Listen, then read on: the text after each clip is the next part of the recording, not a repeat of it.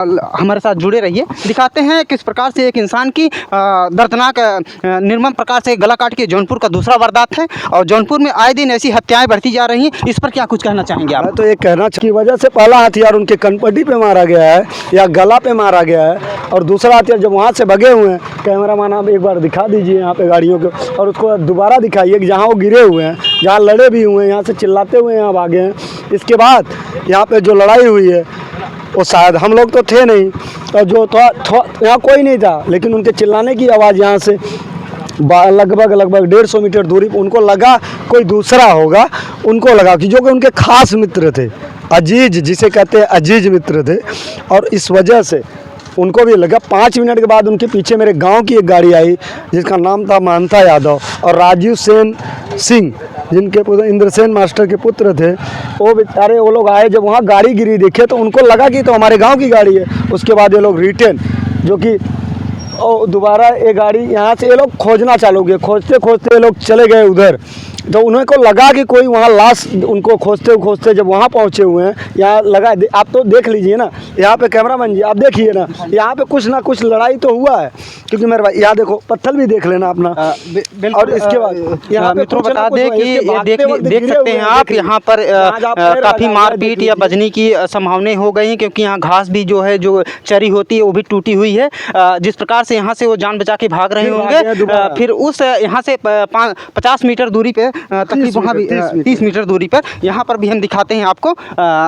हमारे साथ जुड़े रहिए। दिखाते हैं किस प्रकार से एक इंसान की दर्दनाक निर्मम प्रकार से गला काट के जौनपुर का दूसरा वारदात है और जौनपुर में आए दिन ऐसी हत्याएं बढ़ती जा रही हैं। इस पर क्या कुछ कहना चाहेंगे आप? मैं तो ये कहना चाहूँगा कि प्रशासन जो काम कर रही है, हम तो सीधे कहते हैं गलती करने वाले को डायरेक्ट इनकाउंटर, मतलब उनको किसी क्लेम में ना रखा जाए। सीधी सी बात है, उनको इसलिए ना रखा जाए कि मतलब इस समाज के लिए वो कीड़ा है। मेरी तरफ से जो मेरा मानना है, इतने कम उम्र में मैं तो कहता हूँ समाज के कीड़ा, ये गंदगी ही ऐसी है जो रोड पे चलते हमारे साथ आज हुआ है, कल किसी के साथ भी होगा, कोई भी हो। हमें नहीं कहते कि यादव है, पंडित है, ठाकुर है, बाबन है, या फिर कहाँ है, लोहार है, कोई भी हो। मेरे कहने का मतलब एक इंसान की कीमत एक प्रधानमंत्री के बराबर है।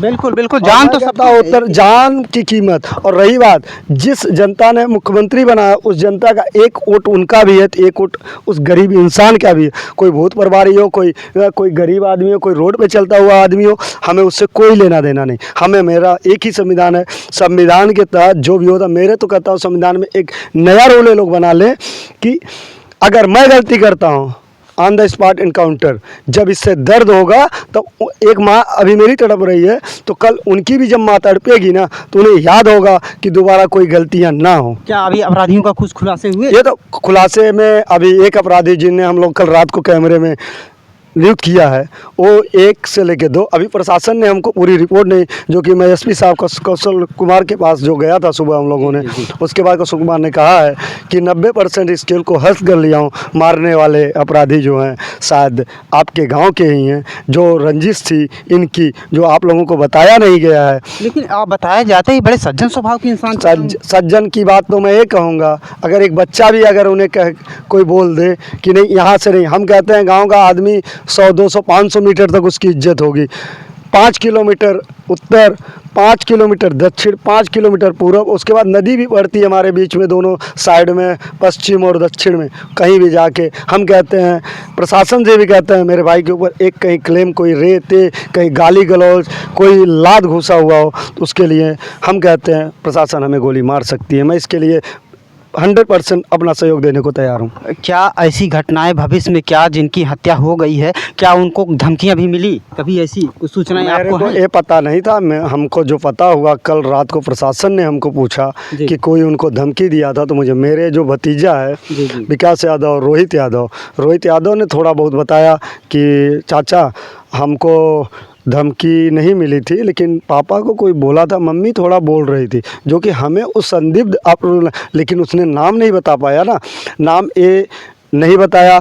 अब नाम कौन बता रहा है हमको तो पता नहीं है। हो सकता है कि भैया किसी को बता रहे हो, भैया अपने परिवार में नहीं बताते थे, क्योंकि उनको ये पता रहता था कि मेरा भी परिवार है, कहीं ऐसा ना हो कोई लड़के बच्चे हैं सब अपना पढ़ लिख रहे हैं, खा कमा रहे हैं, कहीं किसी से झगड़ा लड़ाई मोल लेना, वो उनके मानसिक दबाव भी बढ़ जाए। मानसिक दबाव, हमें जो करना है हम कर रहे हैं, ठीक है। उनको ये था कि बच्चे कहीं ना बजें और मतलब हमारे भाई लोग भी कहीं ना बजे, इसकी वजह से मेरे भैया अपने दिल में छुपा के रखे थे। हाँ, इतना तो मुझे पता है, 1 साल पहले कोई बात मुझे आई थी जो कि मैं खुल के अभी कैमरे पे तो नहीं कह सकता, लेकिन मैंने उनसे पूछा था तो मुझे डांट के बोले तुम लोग अभी पढ़ो लिखो, जो कर रहे हो नौकरी करो, इस चीज़ में हम उसको पंचायत के तौर पे उसमें राम सेवक जी का भी नाम लिया गया और जिसकी वजह से उन्होंने बताया। अभी तक मामला अभी सभी अपराधियों के खुलासे नहीं हुए हैं?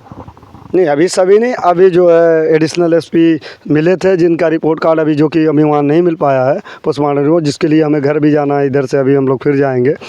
उनका मुख्य कारण ये है कि वो बोल रहे हैं कि 90% केस हल हो चुका है, अपराधी जो है वो क्लियर हो चुके हैं। मित्रों, ये जौनपुर का दूसरा सबसे बड़ा हत्याकांड है। जिस प्रकार से गला काट के एक अनुराग यादव की हत्या 5 महीने भी नहीं बीती है, दूसरा हत्याकांड यहाँ जौनपुर में हो जाता है और यहाँ पर भी गला को हत्या धारदार हथियार से काटकर हत्या कर दी जाती है। और इस घटना को हम आप तक पहुँचा रहे हैं, इसमें क्या क्या अपडेट आती है हमारे साथ जुड़े रहें, हर घटना को आप तक पहुँचाएंगे। मिलते हैं किसी नेक्स्ट वीडियो में, तब तक के लिए लेते हैं आपसे इजाज़त। जय हिंद, जय भारत।